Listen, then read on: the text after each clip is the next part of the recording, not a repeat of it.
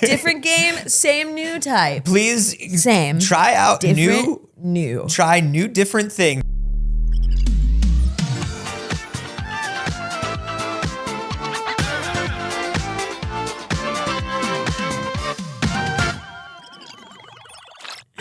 Hello, good morning. Good morning, BBs. It's too early. It sure is. Welcome to the first, best, and only morning show in existence. I'm Anthony Carboni. And I'm Saige Ryan.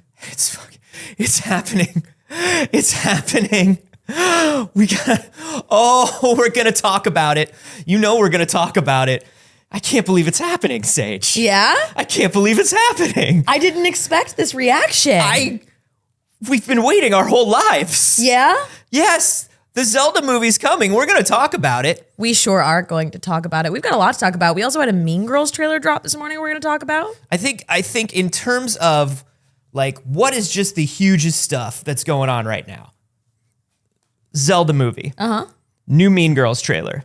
GTA 6. In that order. Yeah. In that order. You know, it's interesting. I was curious to see if the Mean Girls trailer was getting a lot of traction on Twitter, and it is. We'll see why. Because of Renee Rapp. Well, yeah, we'll talk more about that trailer. We're going to talk about a lot of stuff, but you know what? You know what, Saige? Do you know what I tried?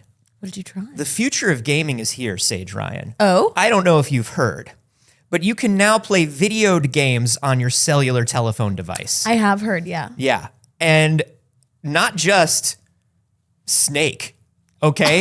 We've moved beyond Snake. Fruit Ninja? What if I told you better than Fruit Ninja? I wouldn't believe you. Last night, I tried Resident Evil Village for the iPhone. Which is wild to hear. That Yeah. sentence put together makes no sense. I saw a lot of people actually on reviews of this. I watched the Digital Foundry tech review of it because, of course, they did one.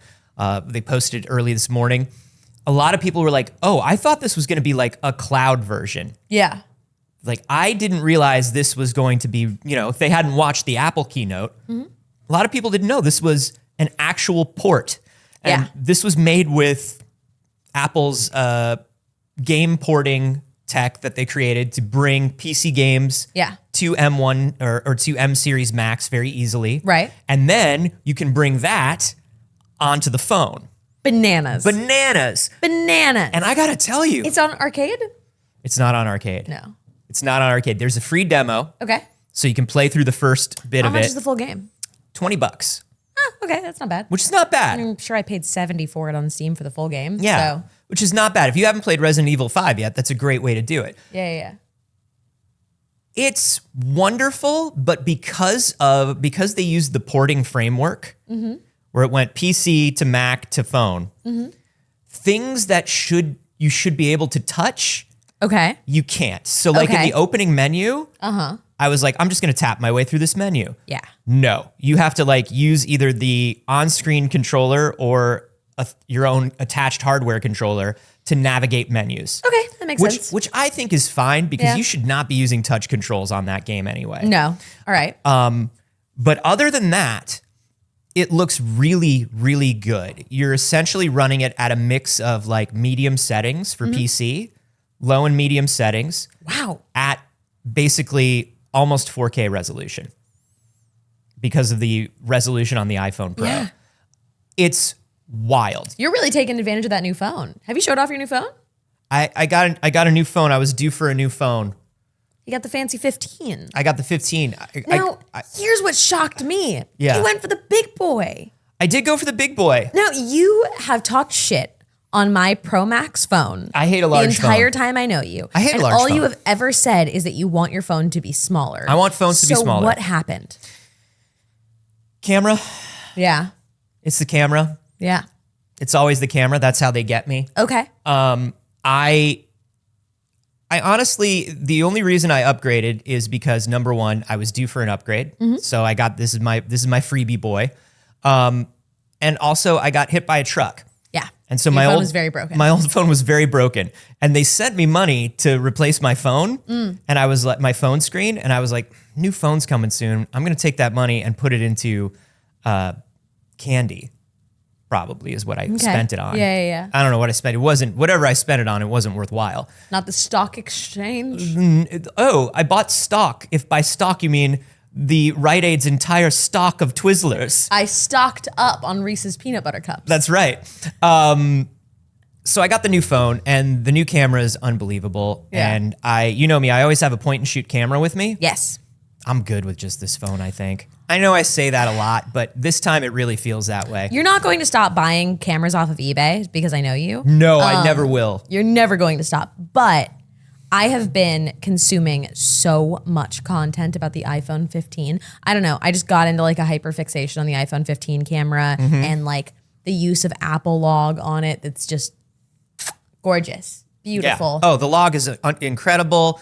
The stabilization is incredible. Oh my God. The new, the updated action mode, because I have action mode. I have the 14 Pro Max. I have action mode, but it's so much better on the 15. Yeah. It's ridiculous. I turned on action mode the first day and went like this with my phone. I watched it happen. And then I stopped and the video, it was just clear. Absurdity. It was just clear. So when they're Truly. pushing, but that's one of the things they were pushing. And then the other thing they were pushing was like, games are coming, baby. Yeah.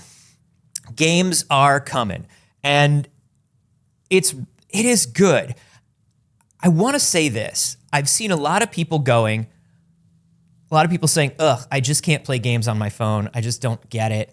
I would never play games on my phone. I hate touch screens. I hate the form factor. I hate this. I hate that. Why wouldn't you just get a Steam Deck? It's less expensive. And I'm just like, well, are you saying that you would get this instead of a phone? Are you saying that? Why do you need a phone? Get a Steam Deck. Those two things are interchangeable. Yeah. It's like... oh no, none for me. I have a Steam Deck. Yeah, no thank you. I'm not hungry. I have a Steam Deck. Sorry, no. I simply don't need water crawling across this desert. The Steam Deck will sustain me. I actually don't need a car. I can fit in my Steam Deck. You can fit in a Steam Deck. I can fit in a Steam Deck. You can.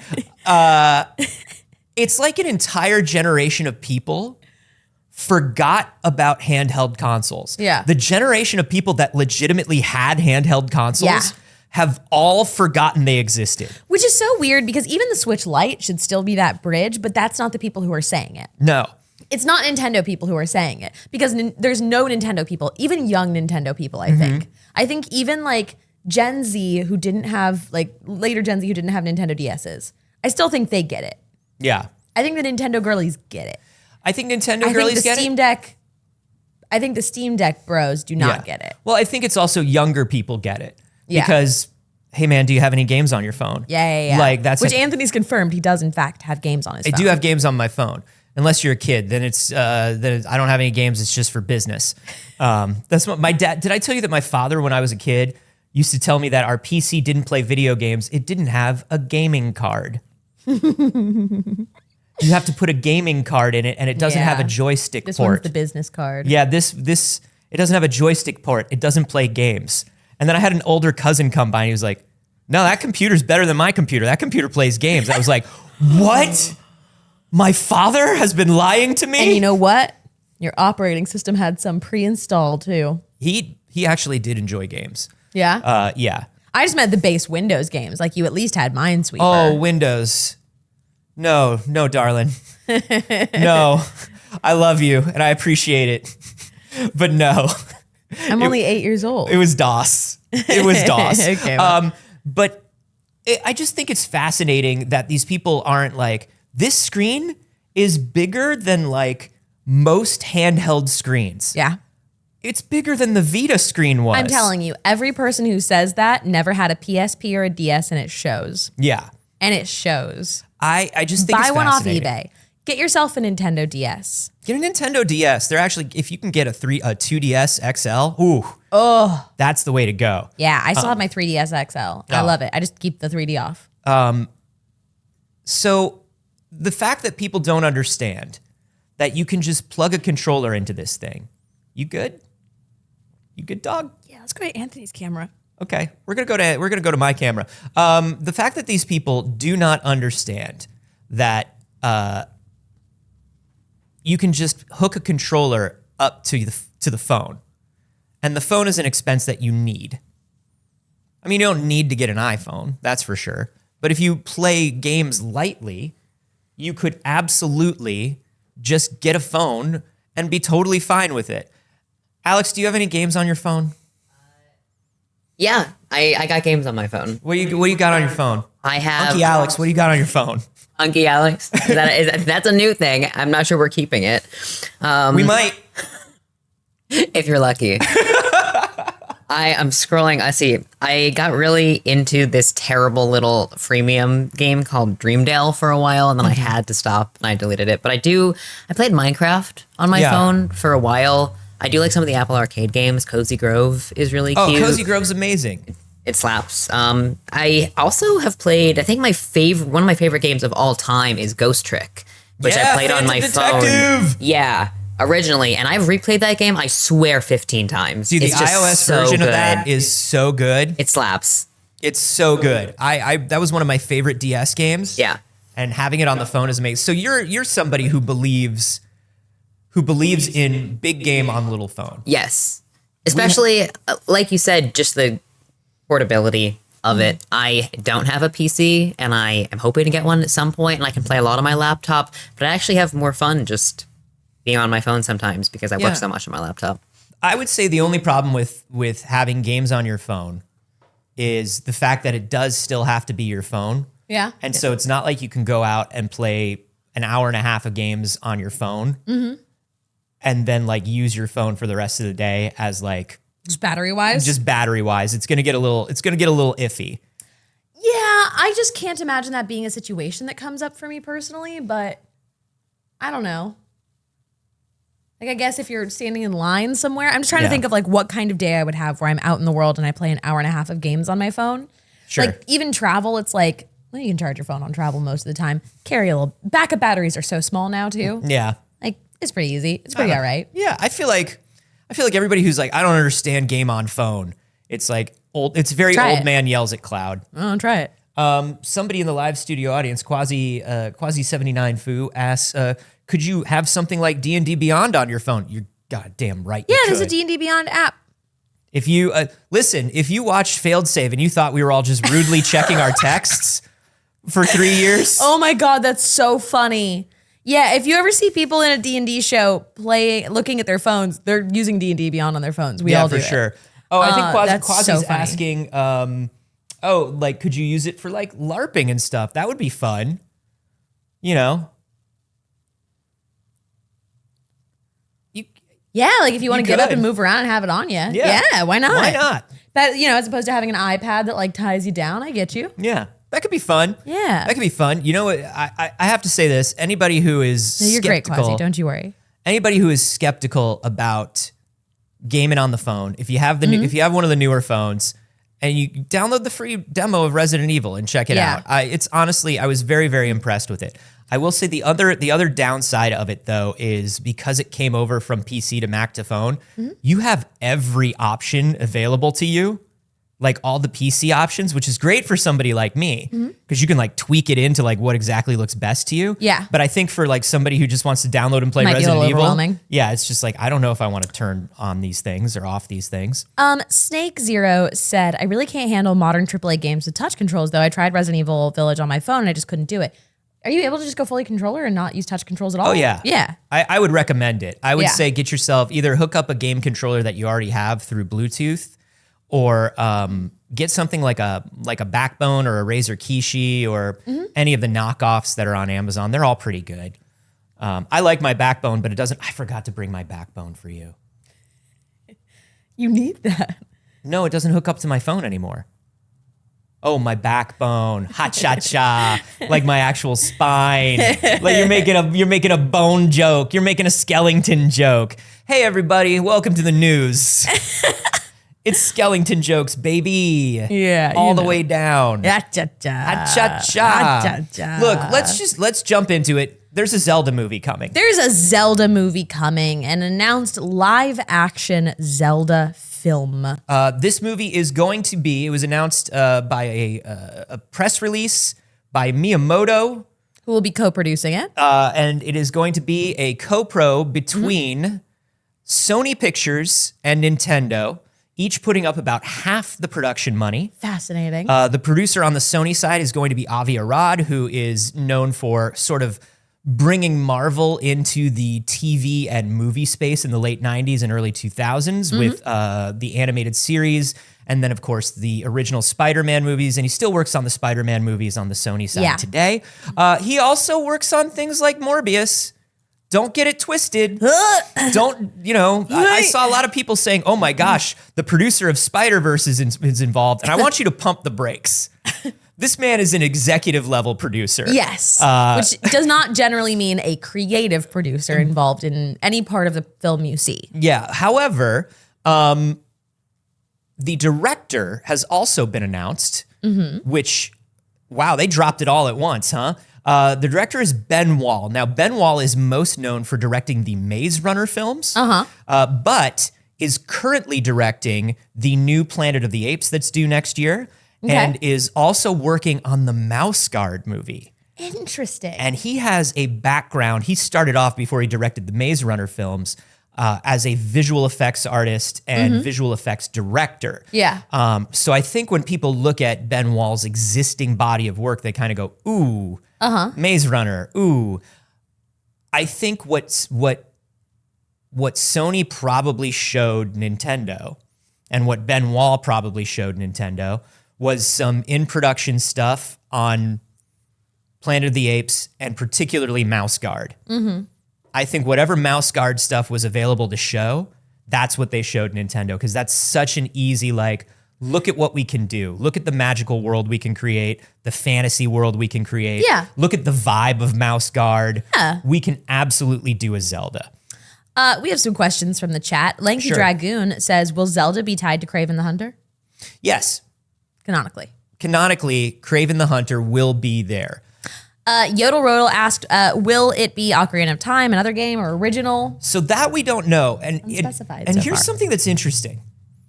I think if you're going to tie it to a game, there are two games that you would tie it to. It would either be Ocarina of Time Agreed. or Breath of the Wild. Yep. I think it is much more likely if they're going to tie it directly to a game, you're going to tie it to the highest two selling Zelda games in existence. And I think Breath of the Wild is going to have a broader audience currently when they're trying to reach. Everybody wants to reach young fans of something. That's right. And so a lot of younger people think of Zelda as Breath of the Wild now. It has, even though the game itself is known for being very open and very discover the story for yourself. Yeah. It also is a Zelda that has great visual design, great cutscenes, well-defined characters already.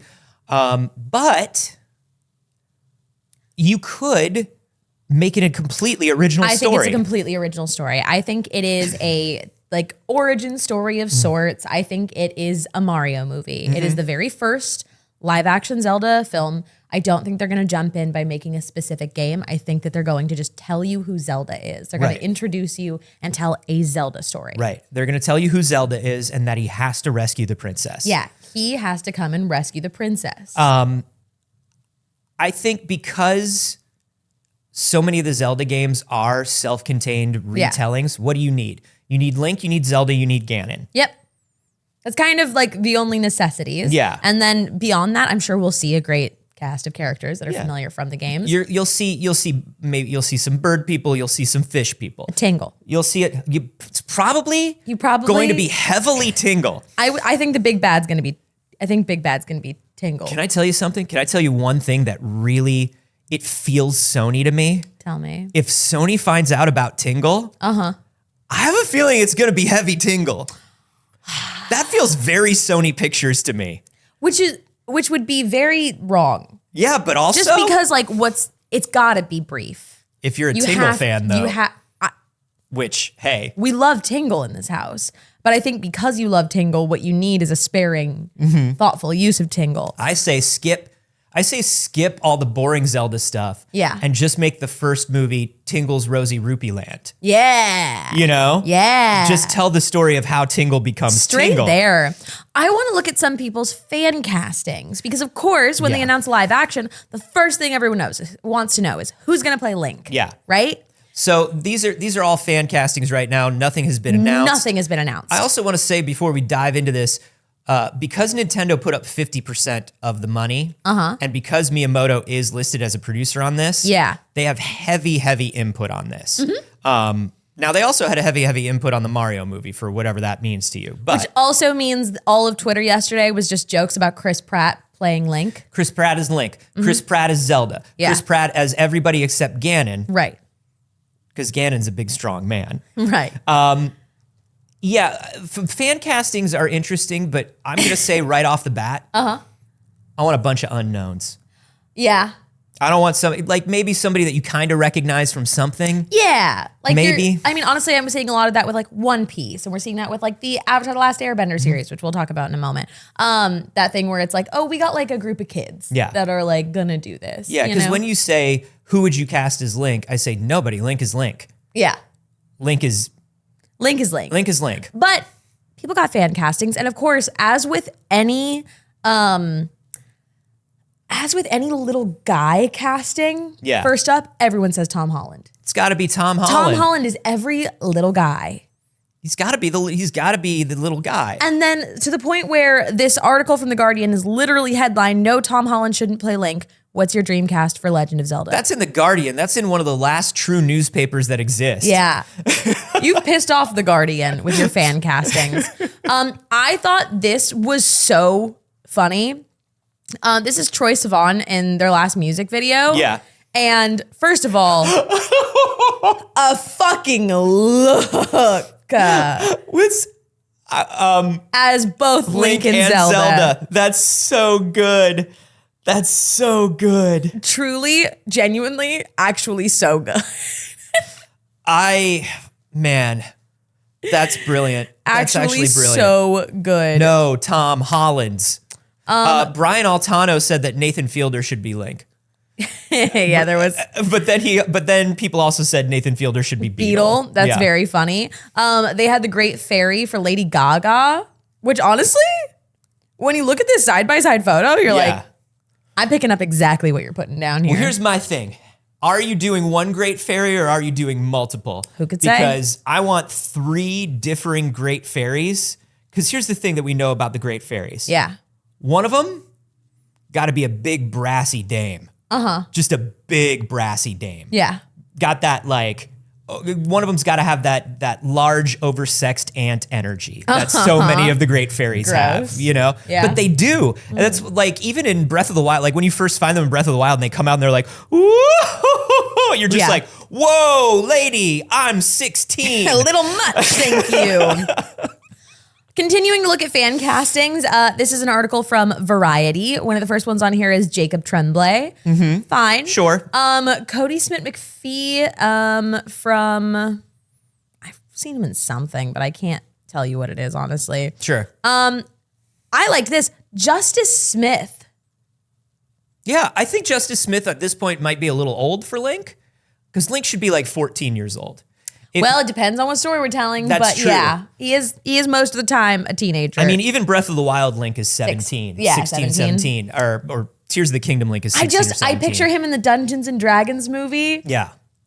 He's great. I love so Justice Smith good. in everything, right? Yeah. Obviously, Detective Pikachu. But even when he played Tim Goodman in Detective Pikachu, I was kind of like, you're playing just a little younger than you are. Yeah. And I can tell. Yeah. But that's all right. On here is also Jacob Elordi from Euphoria, and no. That man's a substitute teacher. That's not Link. That man is a substitute teacher that brought drugs to school. Yeah, probably. It's Euphoria. It's Euphoria. I assume everybody's bringing drugs. That's going to have to be a no for me. Walker Scobell. This is just telling me I don't know teenage actors. Yeah, I don't know the youths. I keep seeing people and I'm like, I don't know the youths. playing Son of Poseidon in the upcoming Percy Jackson and the Olympians. Isn't that Percy Jackson? Isn't the Son of Poseidon just Percy Jackson? Wields a sword and shield as the Son of Poseidon. Yeah. Yeah. Yeah.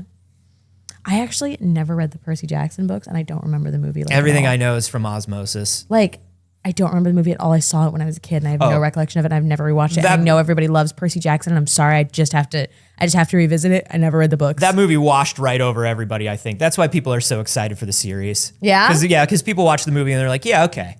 But people loved the books and I never read the books. Caleb McLaughlin. From Stranger Things. Yep, love that. Okay, cool. I don't know who these people are. Teenagers are. These could be actors. These could be people that popped up on my TikTok with opinions about women. I don't know. I know this one. I do know Thomas Brody Sangster, who I feel like is a little old at this point too. He's like 30, isn't he? He's 33. He's not the little boy anymore. Like you might picture him as a little boy. Yeah. People are like, I keep holding my hand up like a little boy, like he's this tall. He's the little boy from the Game of Thrones. No, dog, that was like a million years ago. He's a 30-year-old man. This one's a basketball player? Sure. Look. What is going on? People are just naming Variety. people. This is not even just people. This is Variety. Variety? Variety put a basketball player in here. Anyone but Tom Holland. Look. Look around, run outside. The first person you see. You there, boy. What day is it? And do you want to be Link in Zelda? Me, sir. Well, it's Christmas Day. Wait a minute. You're not Tom Holland, right? No. Oh, you got me. I'm Tom Holland. That's my Tom Holland voice. This is why I think, listen. Who are all these boys? Some of these great films, some of the biggest young adult films or children's films in history, right? We got Daniel Radcliff. Yeah. Came out of nowhere. It's your chance for the breakout. Was a Harold Patner. Yep. Out of nowhere. There's no reason why we need to be rushing to find Hollywood A-listers. I think if you're going to do a Hollywood A-lister, maybe you're Ganon. Yeah. I agree. I think a Hollywood A-lister for Ganon is fantastic. I think that's excellent. You get yourself a big bad Ganon. Yeah. I love that. Everybody, Matthew Mercer cannot play live action Ganon. No. He's not a big enough guy. No. Now, here's the thing, and this is well, let's finish up casting first, because I want to put a pin in something else. But you could do, and if you're doing an Ocarina timeline or something similar to Ocarina, I would say give yourself a famous Impa. Yeah. Okay. You know? I'm also like, where the fuck is the fan casting for Zelda herself? This is all for Link. Where's the women? No women. Troye Sivan. Now, Troye Sivan as Zelda, I do love it. I love it. Yeah. I do want more fan castings for Zelda. I think it's interesting. I think it's interesting because I think it speaks to how long Zelda was literally just the princess to be saved. So I think a lot of older people who haven't played the games in a while probably just aren't thinking very much about Zelda as The game character. is literally named after her. But also, like, even if you picture, like, oh, okay, it's just the princess to be saved then. Okay, think about casting a Mario movie and you're not going to think about Peach? You're not going to think about Peach? Again, it's literally, the franchise is named after her. The Zelda actress has to be taller than the Link actor. You're so correct, Stella. It's true. Stellar Sorcerer. Link is canonically like a 5'4" guy. Link is canonically a short king. Yeah. Link is like 5'4" and Zelda's like 5'8". A tall princess. Yeah.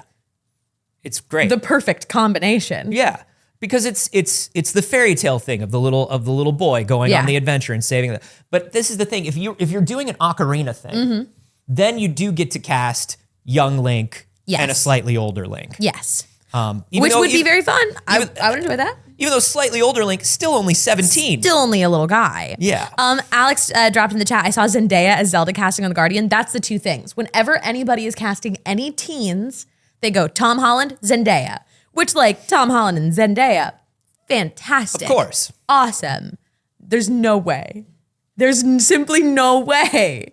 I also think that, like, they're both aging out of this a little bit if maybe they can play adults because they are them. I don't know, maybe. Yeah, maybe let them play adults. Maybe they can play adults. I don't know. I love Zendaya. I love her in everything. I think she is phenomenal. She's great.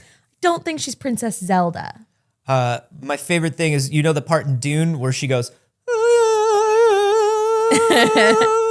yeah. I felt that. But this brings up the larger question. Why is this live action and not animated? That is very interesting that they didn't do another something like the Mario movie once they got into it because of how incredibly well the Mario movie did. I understand that they're going to reach for a slightly older audience with Zelda than they were for the Mario movie, so I understand taking it tonally different. And maybe that's it. Maybe they're just like, cartoon we reach for the kids, this is us reaching for teens. Yeah, maybe. And maybe they feel like they'll get more adults without children. Yeah. You know? Because I think that animated properties have a very interesting trajectory in that teenagers don't really like them.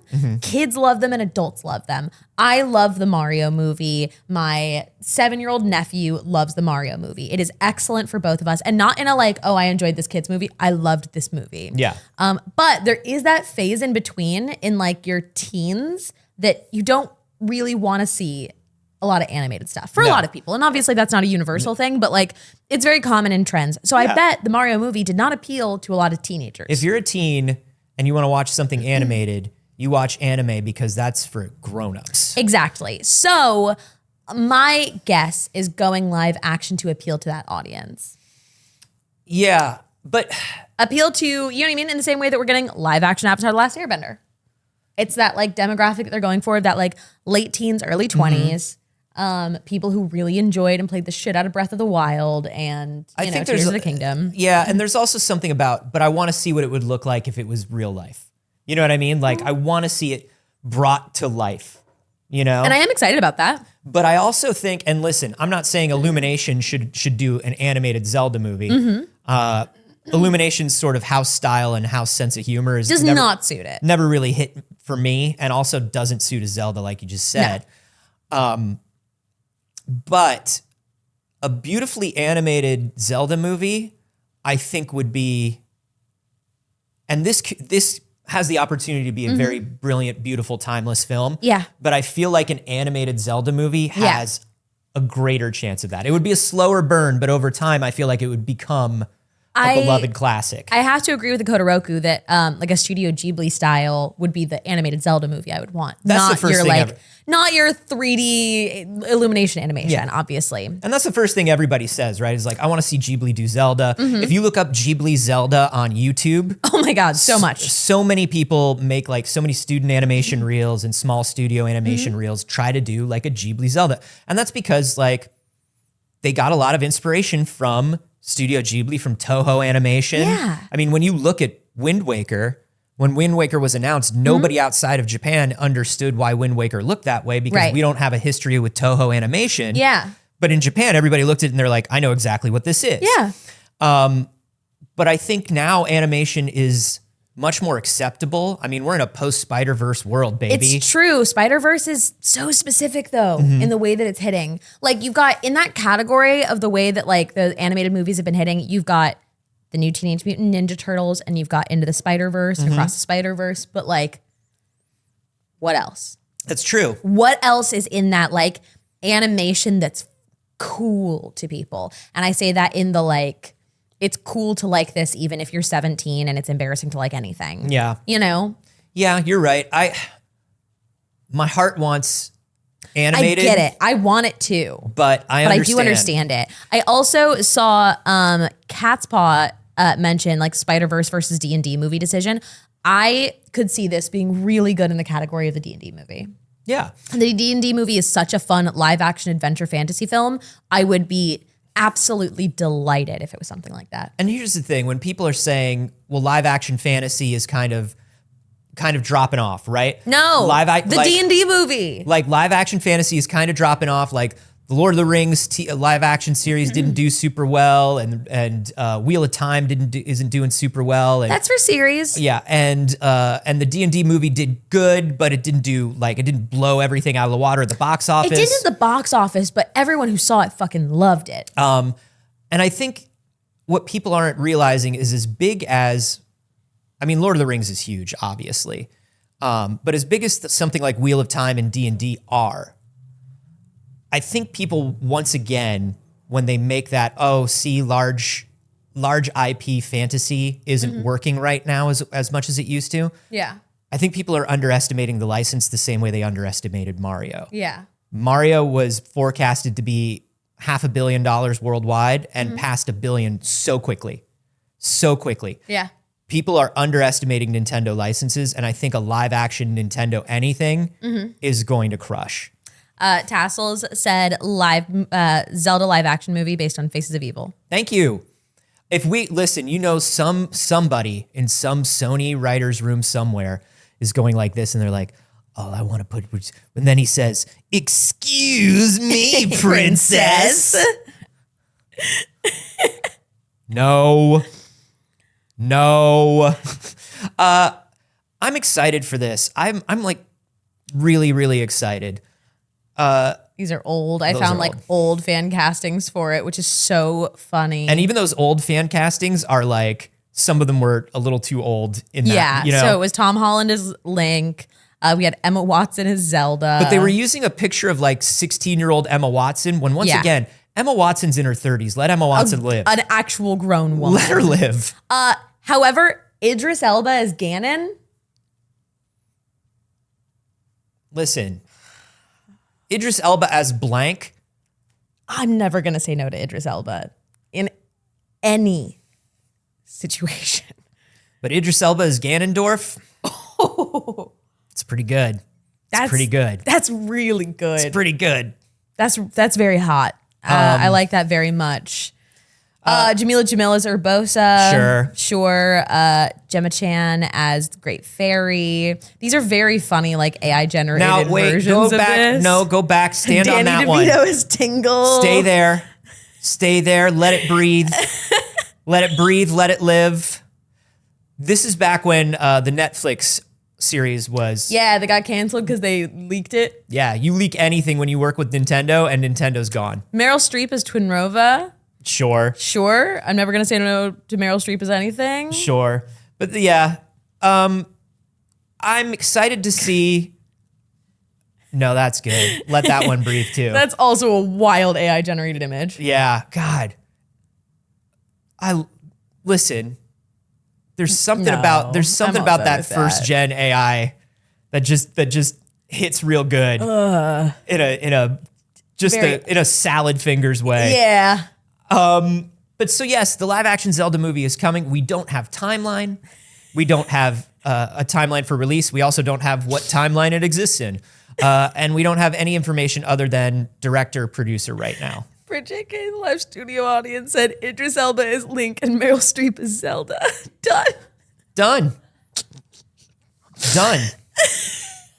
I don't know why that's so funny to picture. It reminds me, I picture it like the episode of Buffy with the chocolate bars, where all of the adults turn into like acting like kids. Yeah. And it's Buffy's mom and Giles. I picture Idris Elba and Meryl Streep just like Joyce and Giles. Joyce and Ripper.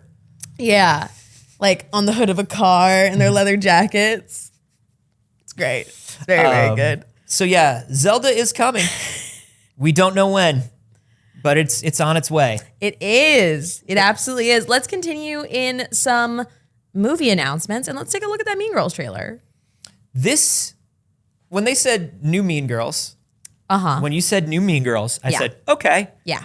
I figure one of those boot quills, one of those side boots, whatever they call it, where it's like somebody's back as a teacher and now there's new Mean Girls. Mean Girls. And like, who knows what's going to happen with these new Mean Girls? Or maybe it's an adaptation of the musical. Yeah. I also thought musical, especially when you find out they've got Renee Rapp. And I know I keep saying this and this is doing nothing for you. I feel like you have no concept. Renee Rapp is one of the most beloved people on the internet. She is everything to gay girlies. Okay. Ex-Broadway, fantastic pop artist, singer, and actor. Very funny in interviews and gay, and that is all we require. Sure. So with that in mind, when you've got Renee Rapp, we're like, oh, you're doing the musical, right? No, this appears to be borderline a shot-for-shot remake of the original Mean Girls. And I was like, okay, well, let me think about and try to like step out of this. Because obviously I have a lot of love and nostalgia for Mean Girls, just being exactly the age I am.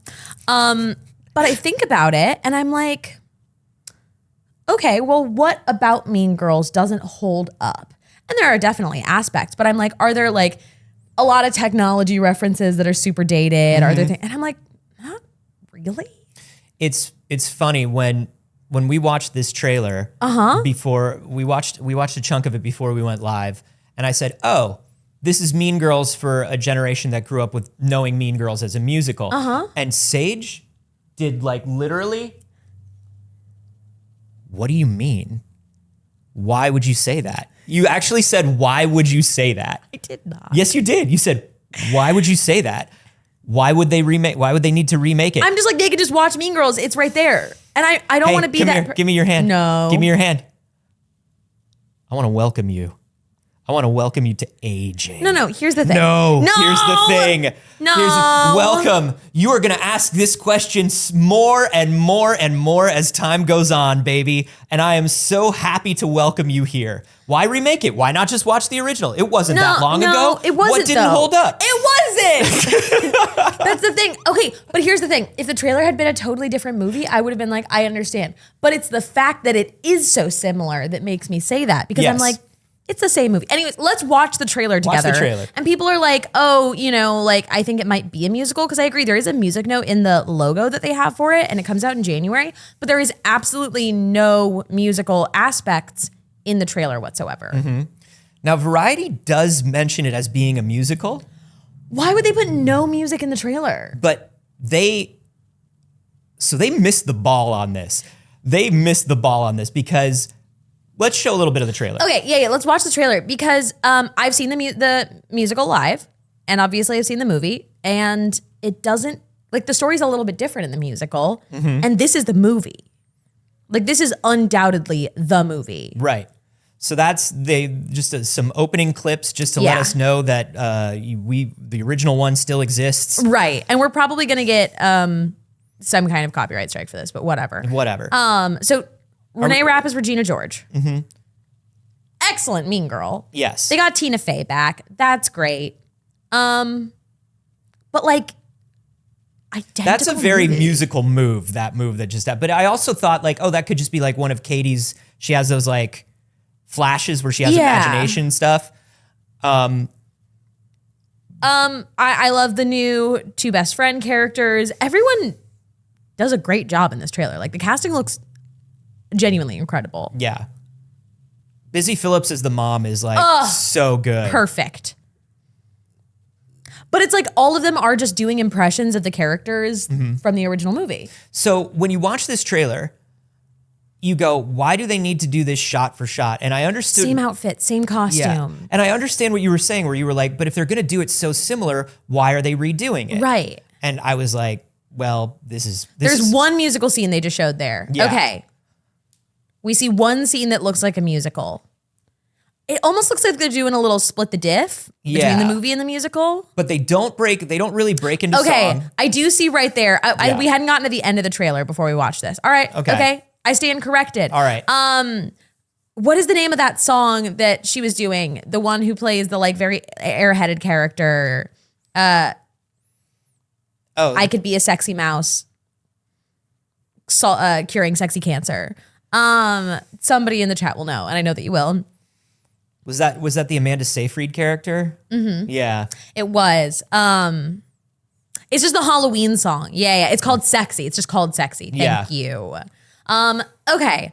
With it being the musical, I feel better about Musical that. is perfect. Thank you. It is so interesting how much of it was like shot for shot with the original movie. And like down to the green jacket that she wears. I was like, wow, like they really. We actually, like before the show, we were watching it and then we stopped watching it about halfway through. Yeah, to be like, oh, we'll watch it on the show. Yeah, because we were like, this is shot for shot. Yeah. So we were like, I don't know if I need to see anymore. But thank goodness it is a musical. Yeah. I'm into it. No, now that it's the musical, I'm excited and I'm ready to see it. How interesting. I was always like excited for it. Like it's new. Like here's the thing. If we had not gotten those musical aspects, I still was like, the casting looks great. And the performances look fun. Mm-hmm. I'm still in. Yeah. Even if it's just a shot for shot remake of Mean Girls. And even though I'm like, why? I'm like. Because every once in a while you have to do in. that with great art, like the way they did that shot for shot remake of Psycho, for a new generation. Yeah. You got to do the same thing with Mean Girls. With Mean Girls, yeah. But that's cool. I keep seeing people complaining about Renee not being stick thin enough and not dressing super femme because it's not similar enough, I guess. Like Choke. Choke. Also, she was she was dressed pretty femme in a lot of those scenes, but also like. And also, like, here's the thing: that's not an inherent aspect of any part of this character of like hyper femininity in any way. And also, Renee Rapp is so hot. She's so hot. Yeah, we're good. To that, I do say choke. Yeah, that's about it. That's all I got. Yeah, I think everything's fine. That's it. I think that's it. I think it's just choke. Look, it's horrible men that the movie's not for, and you know it. Yeah. Like, you know that that's who it is, and it was men who were never going to see this movie, no matter what. It was never for you. And men hate when something is not for them. So, choke. In other huge announcement news, this is something that, listen, it's gotten Time Cube, Illuminati, down the rabbit hole, absolutely bonkers over the last couple months about GTA. It's gotten wild about GTA to the point where Donkey put up a video last week that was called GTA 6 When, and it was just a compilation of all the clips of the theories people had come up with. Which we also dove into a couple of weeks ago. Yeah. Some very intense theories that people were going through. There was a mark on a building in a specific area that adds up to 6. GTA 6 is going to be announced on the 23rd of October, and it's gotten so... It was like the end of the world theories, and every time one passed, they're like, oh, no, there's a justification for that. Yeah. I am sure it's going to be next month, though. We're just not reading the clues. Yeah. We just don't have it right yet, but we're close. We're so close. Well, it turns out they were kind of close. Yeah. GTA 6 trailer will be released in early December, according to Rockstar. It's happening. Now, a recent report said that it was going to come out as early as this week, and the announcement was going to come as early as this week. But no, the post says it's by one of the Hauser brothers. Sam Hauser says, "We're excited to let you know that in early December, we will release the first trailer for the next Grand Theft Auto. We look forward to many more years of sharing these experiences with all of you." Very exciting. Yeah. That is 1 month away. Now, suspicion question for you. They didn't say for GTA 6. They said the next Grand Theft Auto. Do you think GTA 6 has a name? The Sixening. I was thinking, like, we did cities a lot. We did San Andreas, right? Do you think that 6 has a name? Or do you have a suspicion of a city it could be set in? Its name is Roger, and it's set in Des Moines, Iowa. Perfect. What was that, Alex? I said Gay Theft Auto. Nice. Yeah, got him. Okay, I see Vice City 2 Modern Warfare, which we are going to talk about a Call of Duty story maybe after this. Hoping for a troll, and GTA 6 trailer is just GTA 5. Yeah, the next GTA is GTA 5 online, new type online. New type kind online. GTA 5 new type. Same new type. Like, different game, same new type. Please same. Try out new. Try new different thing that's same for you. Log on to thing you already have and same do game, new one. Money. GTA Minneapolis. Now, a lot of people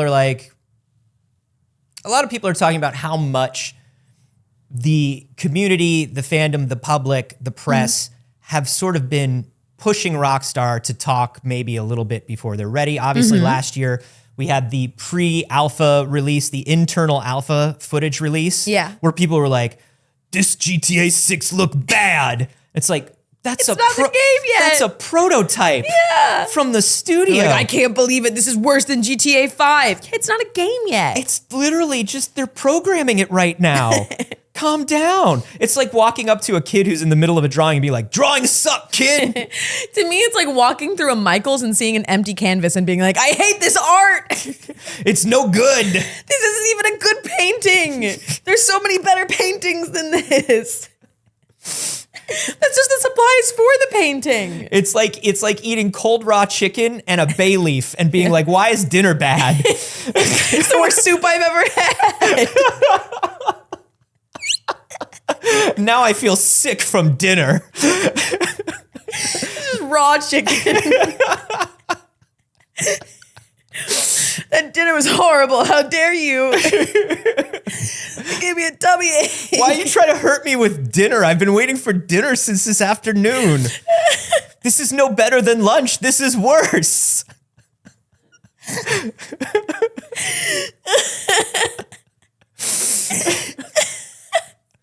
And then, of course, everybody pushing and just talking constantly about when trailer, and doing all of these like weird conspiracy theories to the point where Sam Houser on the 25th anniversary of Rockstar has to tweet out, yeah, we're going to talk about GTA and we're going to bring out a trailer. Yeah. Now that I said that, can I talk about how happy I am that we're at 25 years of Rockstar? Right. And wasn't there also a shirt that just said like, leave us alone or something like that? I hope so.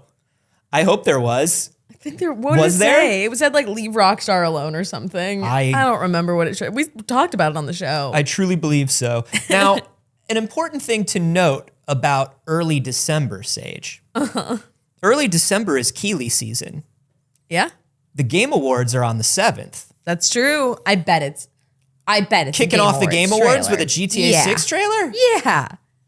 Absolutely. Old Dorito Pope himself coming out. Old Two Phones Keighley coming out. 2 phones, 6 GTAs. They're divisible. Any game for the right money. I think this is where it's going to happen. Yeah, I agree. think there's going to be a surprise trailer for GTA 6. I think GTA 6 might be the first GTA that has a real actor or real actors as some of the main characters, potentially. And you might have somebody come out and announce Rephrase it. that. Sorry, when I mean like a recognizable actor? No, yeah, what I mean is an actor that's going to have their likeness, their like a Keanu Reeves. Got it. Okay. Cyberpunk. Like a face scan. Yeah, like a Keanu Reeves cyberpunk situation. Yeah. No, okay. and also video games don't have real actors. Dude, the amount of people I guested for Kind of Funny Games Daily, right? And we were talking about like AI voice actors and stuff like that. We were talking about the strike a little bit. And at the time, it was really looking like video games were going to go on strike as well, because this was like a month ago. And the amount of comments that I saw in that YouTube comment section of people being like, video games don't need voice actors. I was just like, what a fascinating take. I've seen so many takes, and that one still baffled me. What a good take. They don't even need voice actors. What a great take. Good games don't even need voice actors. What? A couple of people in the live studio audience reminding me that Ray Liotta was the main character in GTA 5, but Ray Liotta didn't go out and do a bunch of like press and events and stuff for it. Yeah. I guess what I'm trying to phrase is the first sort of like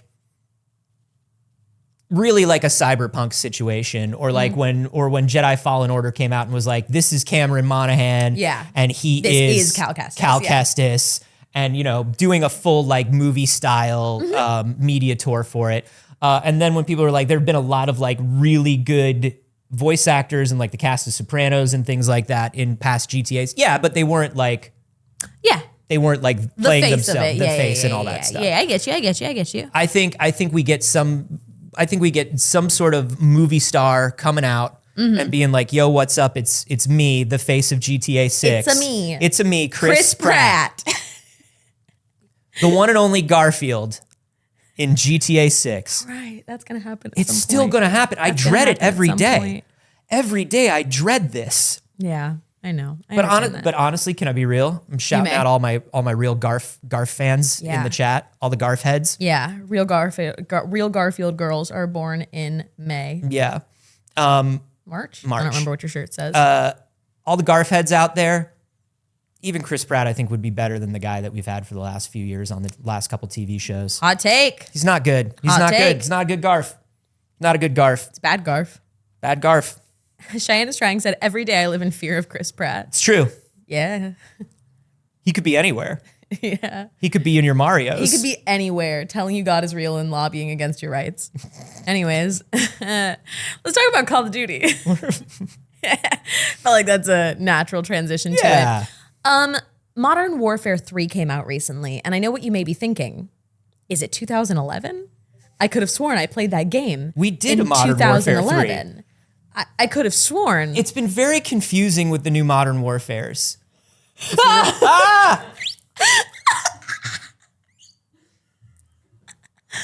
Good Lord. Could be. Why didn't anyone tell anywhere. us? I think Alex has just found out that he can fuck with the screens back there. He could be anywhere. And he's such a vocal chameleon, you won't even know that it's him until it's too late. So, Modern Warfare 3. Getting horrible reviews. That is the new Modern Warfare 3. The other one was like the number 3, and this one's Roman numerals, I guess. It's fine. It's fine. And that's the difference or something. Call of Duty, this one. Anyways, people hate it because it's bad. Because they made a bad game. Because Call of Duty just refuses to stop making bad games. Every time they make a bad game, people go, okay, but you won't do it again, right? And they go, we won't. We'll never. No, we totally want to make a good game this time. We're sorry. We're sorry. And then they make another bad game. One of the main complaints everybody's shocked. One of the main complaints this time around is that you've got to download like 300 gigs, 200 gigs of Call of Duty because there's no way to not download the campaign. Yeah. And apparently this is one of the worst campaigns in the history of Call of Duty. People are saying something. We don't even understand why the campaign takes up so much space when basically it all takes place in multiplayer maps. There's very little going on.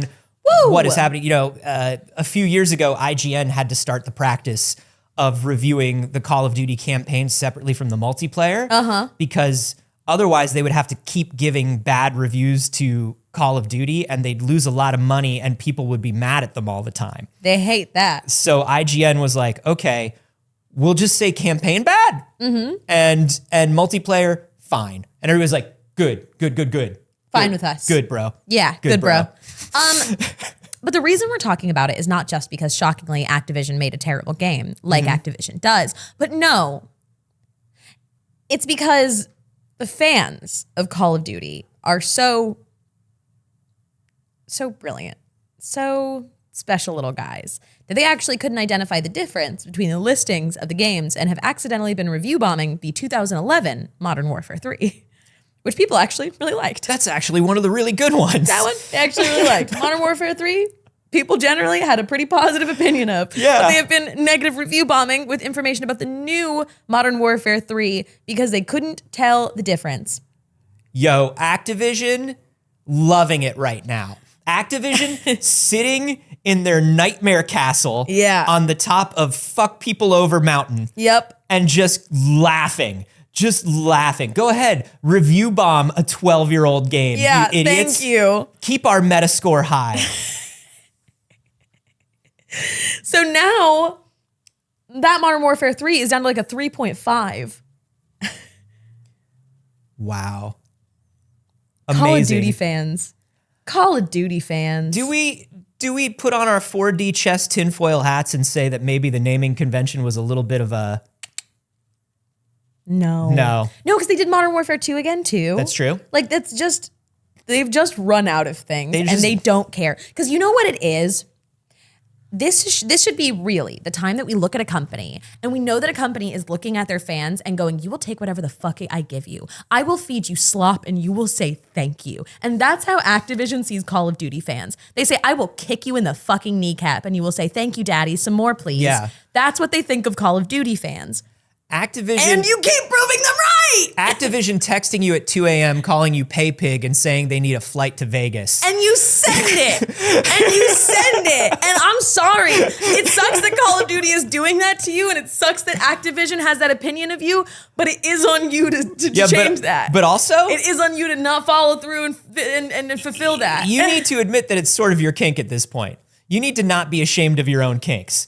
If you want to be fin-dommed by Activision, be fin-dommed by Activision. Just say so. Yeah. Just say so, champ. That's okay.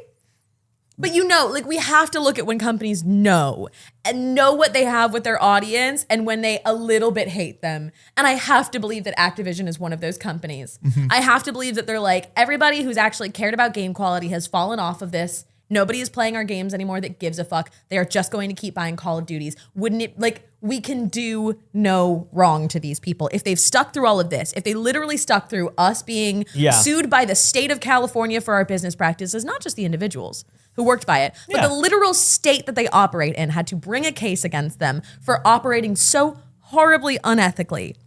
The people that have stuck with them at this point, they're like,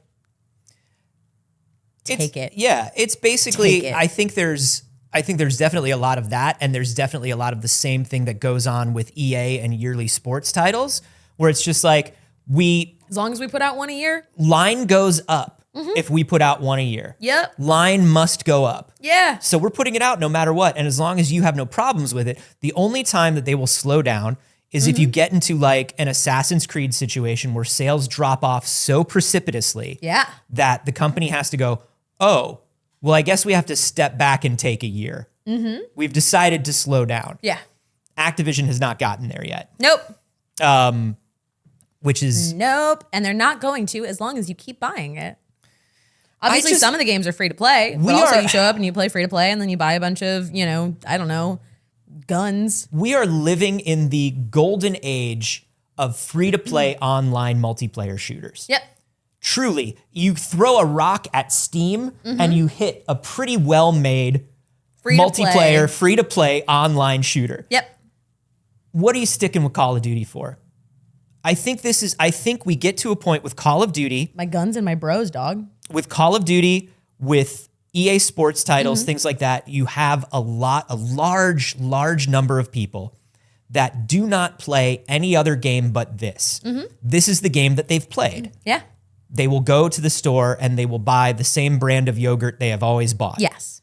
There's no reason to try any other yogurt. This is the one. This is yogurt. When I think of yogurt, this is yogurt. Yeah. So I think there a lot of money comes from people like that. China's trying to every day I live in fear of Activision. That's two. The day Chris Pratt is the face character of a Call of Duty. Why has that not happened? That's such corporate synergy. Because they found someone worse. Good. That guy who was the face of Ghost, I think it was, in the Call of Duty franchise that turned out to be a monster. Oh, yeah. They were like, we can't go back. We can't get someone less bad now. By comparison, it would make all of his wrongdoing look so fine. We've spent so many years looking for someone worse. Tough. The Dark Lord demands it of us. It's tough out here for a widow Activision. All we're trying to do is the devil's work. What? Please? All we're trying to do is evil. We just try to make Lord Paimon happy. We're just trying. There's no women here left to be mean to. I don't even know what to do anymore. Sacrifice them all.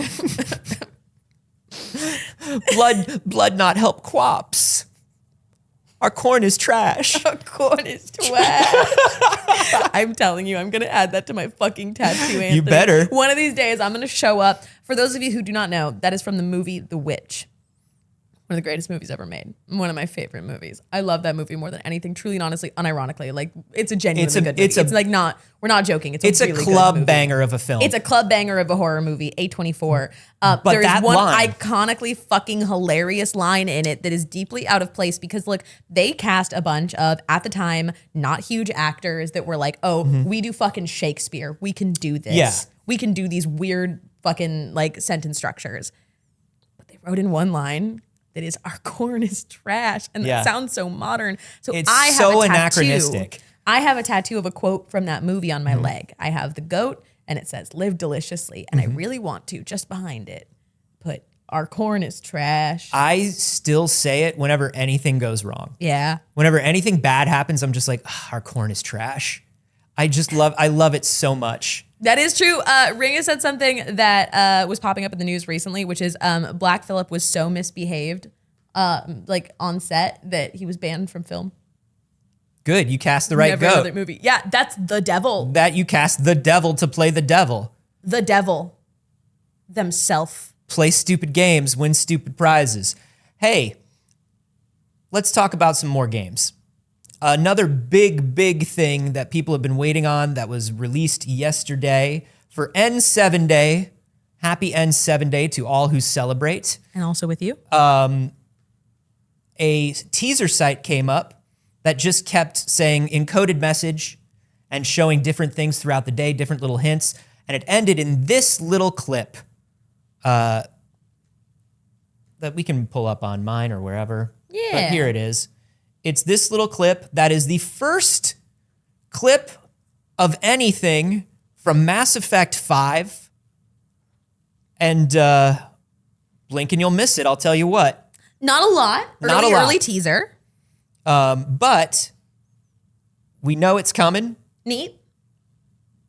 We know it's got cool jackets. It is a cool jacket. We know there's cool helmet. Which is that's Mass Effect. That's Mass Effect, baby.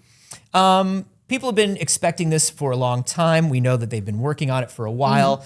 The last time we really heard about it in a big way was in 2020. BioWare general manager at the time, Casey Hudson, who has since left the company. He was part of that sort of talent drain that they've had over the last few years. Yeah.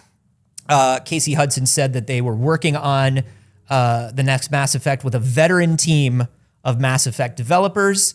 They put out an image that had the return of the Geth teased. Yeah. But then, after that, we got such a huge talent drain over there at BioWare between the Dragon Age teams, the Anthem teams, all these people leaving. I wonder who among these seasoned Mass Effect developers is still working on 5. Very curious to see. We don't know anything else about it. We've heard that the game is supposed to tie the Andromeda Galaxy to the main Mass Effect galaxy. I know a lot of people were also hoping for more from this, especially for N7 Day. I think people were a little disappointed by how little was in that trailer. Yeah. Teaser, not a trailer. It was a lot of buildup. Like they were releasing these codes like every 3 hours or something like that. Yeah, so it made it seem like it was going to be more than it ended up being. I guess it's just good to know that it's still going on. Yeah. Because we haven't heard much from it. Sure, yeah. I've never been a big Mass Effect person, so I don't. This was not for me. Yeah. So I'm not the sort of person that's going to frame by frame figure out what's going on in that teaser. Honestly, from what I'm seeing, not a lot of people are. So it really, truly, and honestly seems like there is just not a lot going on in that teaser. There are elements for sure, and there'll always be something, but it gave very little. It gave very, very little, truly. And I have a feeling we're going to be waiting for quite a while. This is sort of like when Todd came up in his shiny new leather jacket and his shiny new leather shoes that you could tell he had never worn before and said Elder Scrolls 6. Yeah. And that's all he said. And that's it. This sort of feels And we're like still that here.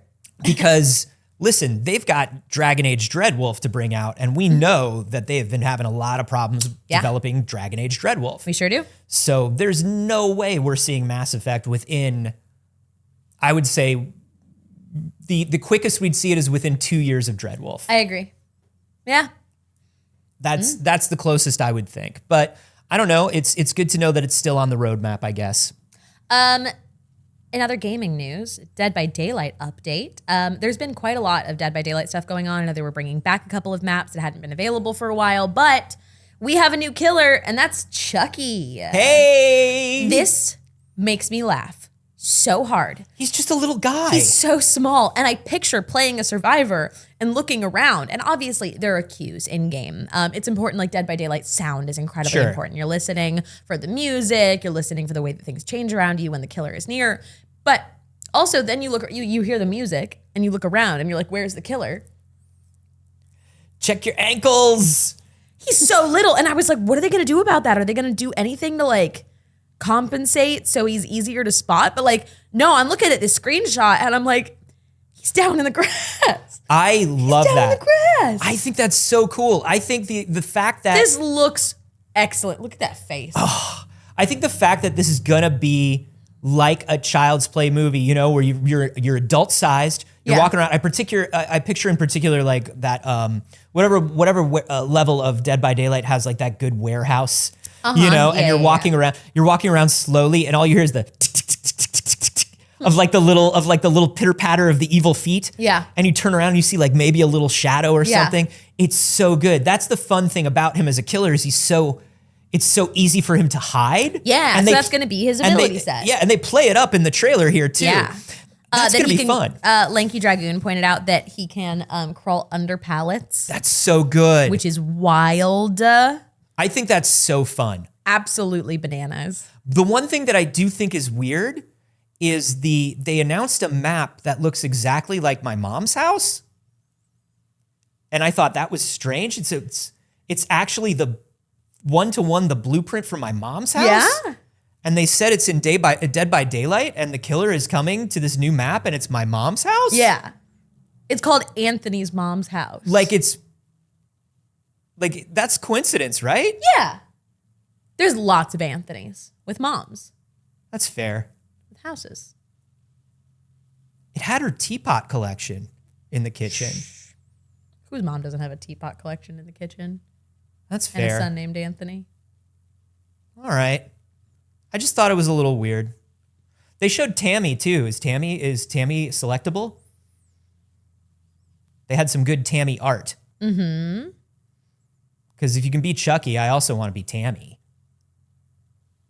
That's great. Do we know, Alex, if you could be Tammy as well, or if Tammy's just there for story You mean purposes? Tiffany? Tiffany. Sorry, I keep saying Tammy. Yeah. Tiffany. Thank you. It's all good. Yeah. Tiffany. Anyways. Oh, is it? It's a skin? So you can just play as Tiffany. Yeah. Oh, It's good. not considered like a separate character. It's like switching between the like outfits essentially. Perfect. Yeah, that's great. That's very cool. That's very, very cool. I love That's that. That sounds super fun. I love Dead by Daylight. I think that's great.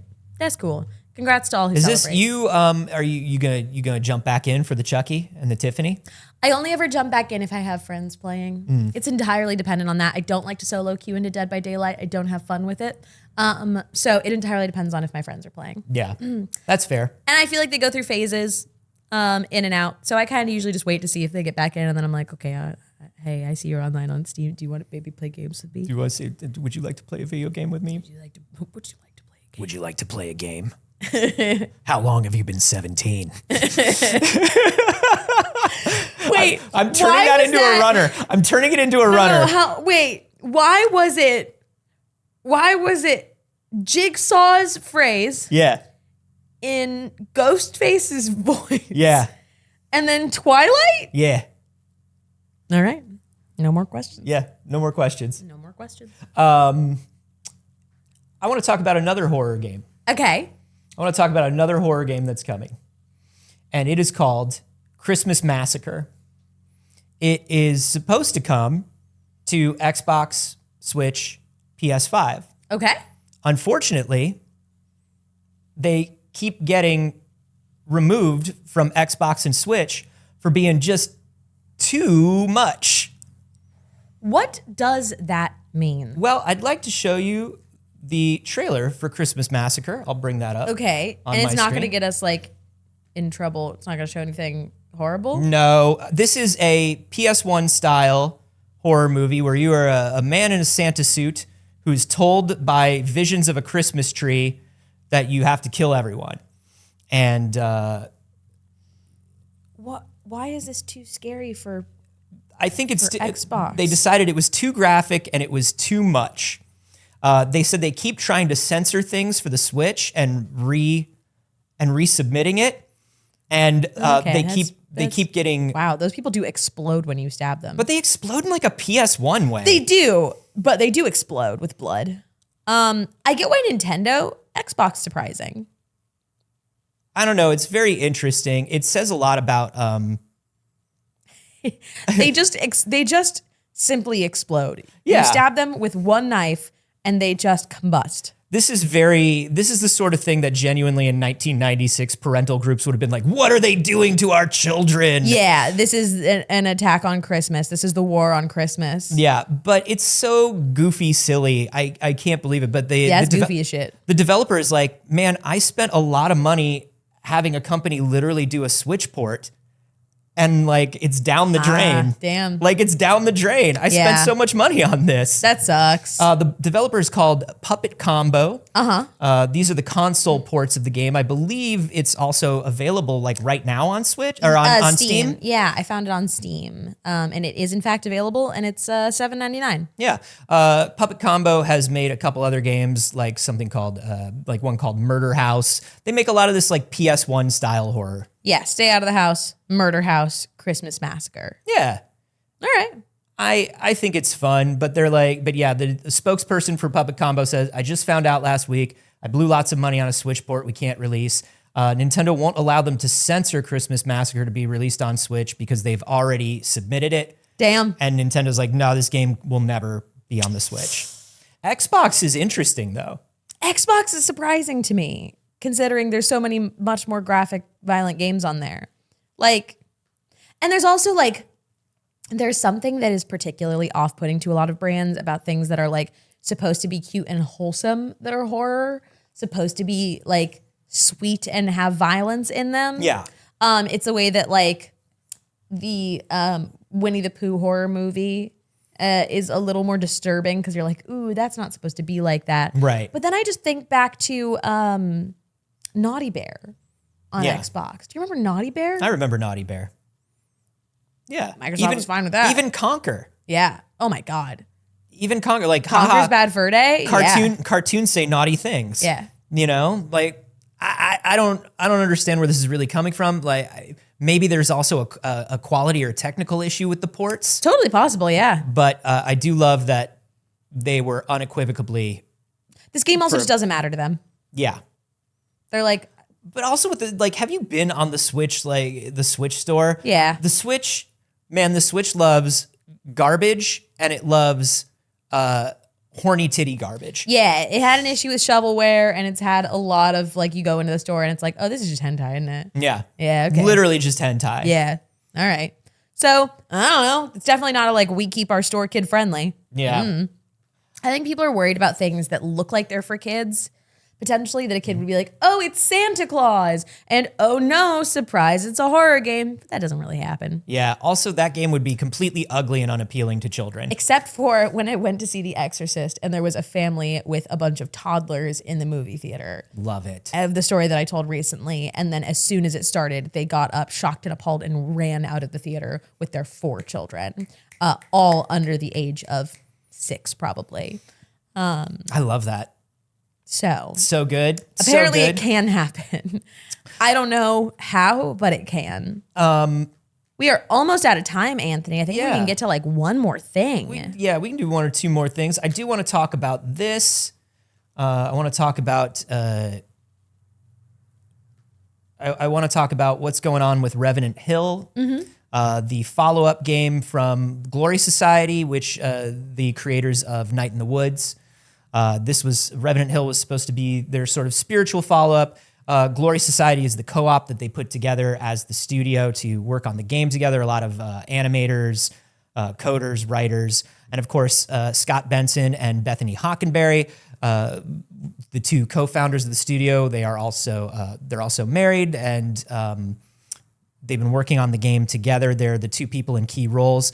Announced that unfortunately Revenant Hill will no longer be continuing because Scott has some health problems. Which have elevated into heart disease, unfortunately, at a pretty young age for heart disease. Yeah. I think Scott's in his like mid-30s. So Scott and Bethany had to back out of creating the game. Which also means I think that the Glory Society itself is going to be basically disbanding. Yeah. Because they were the creative and technical leads on the game. This is a real bummer to see. Yeah. Obviously because we were looking forward to the game, but obviously because Scott and Bethany have created so many wonderful things and have been so wonderful in the independent developer community and are wonderful people. Yeah. And of course, we wish Scott good health and as much of a recovery as possible. Yeah. And we hope that they're able to come back together at some point and make something new. Yeah, it's such a bummer. They spoke about it in their statement about how as a co-op, every decision is by the collective, which makes sense why they're not choosing to proceed without the other members of the collective, especially founding members of the collective, and that they hope that someday they can get together and talk about all the things they've learned and do something with it. But until then, this is just the best for everybody and to keep supporting other people involved. Yeah. I know Night in the Woods was a very big and formative game for a lot of people. And so I know it's going to be kind of a bummer not to see something new from them, but the community has been very, very lovely. Yeah. And has been saying wonderful things and giving their support however they can. If you don't have Night in the Woods, maybe go out and grab a copy of Night in the Woods. Yeah. And help out a little bit. It's a great game. Yeah, that can't be an inexpensive health thing to go through here in the States, especially when you're in no condition to work. Absolutely. That's not what I meant to click on. That isn't what I clicked on. There we go. There we go. I feel like one last thing. One last thing. We have a poster for the Avatar: The Last Airbender live action series coming to Netflix next year. And it says a trailer will be releasing tomorrow. Dun, dun, dun, dun. So you can bet we'll be reacting to the trailer on Friday, but we do have a first look at the poster, and the poster does look phenomenal. Yeah, it really does. It's like very little, obviously. We only got a little bit, but it is us getting to see everyone in their like outfits for the first time. And Katara and Sokka look amazing. I feel like this one poster. Like Aang looks like Aang. Aang just truly and honestly looks like Aang. Yeah. I feel like this one poster does more for live action Avatar than the entire Last Airbender movie did. Yeah. It gets more right in this poster than that whole movie got right. You can see Momo in it. I know. Adorable, so cute, big ears. I want that Appa reveal though. We got the top of his head. I know. I want that full Appa reveal. I can't wait. Appa face reveal when? Appa face reveal when? Appa face reveal at 1 million subscribers. So great. And it is very interesting to see the tone change, honestly, mostly because of One Piece, because One Piece was so successful and so loved in live action form. It's so interesting to see as they've been releasing things about this Avatar live action series. I feel like the commentary on social media has just gotten more and more positive.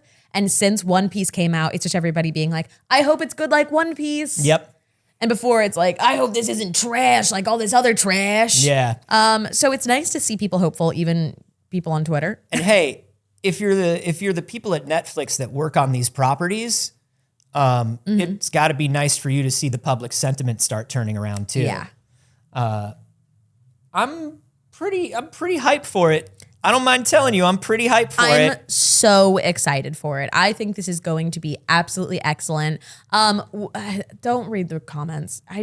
These are Never all kids. read the comments. I always regret reading any replies. They're children. Especially on Twitter now. And it's just people being like, that his chin is wrong for Zuko. Hey, guess what? That's a fucking cartoon character. Yeah.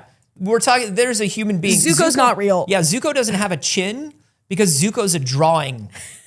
Zuko's actually just a drawing of a person. He's not real. That kid, that's Zuko now. Cartoon Zuko, still there. You like that Zuko? Go watch that Zuko. Get out of here. So weird. Get out of here. It's so weird. So yeah, we're very excited for that. We will, of course, be talking about that on Friday, along with any other exciting things that come up in the meantime. Very exciting. Thank you, everybody, for joining us this morning. Of course, we do the show every Monday, Wednesday, and Friday at 9 a.m. Pacific, exactly on time, every time. Boop. On the dot. On the dot. And on Fridays, you get a bonus clip of something we didn't get time to talk about. So that'll be on Friday. Check us out on patreon.com/pixelcircus. And thank you to everybody who supports us over there. You can get a discount if you subscribe before the year, and you can get a 7-day free trial to see what kind of cool content you're missing. That's right. There are also other ways to participate, which are really, really lovely. You can head over to the Discord. A lot of people just chatting, having a good time over there, submitting stories. We always look over there.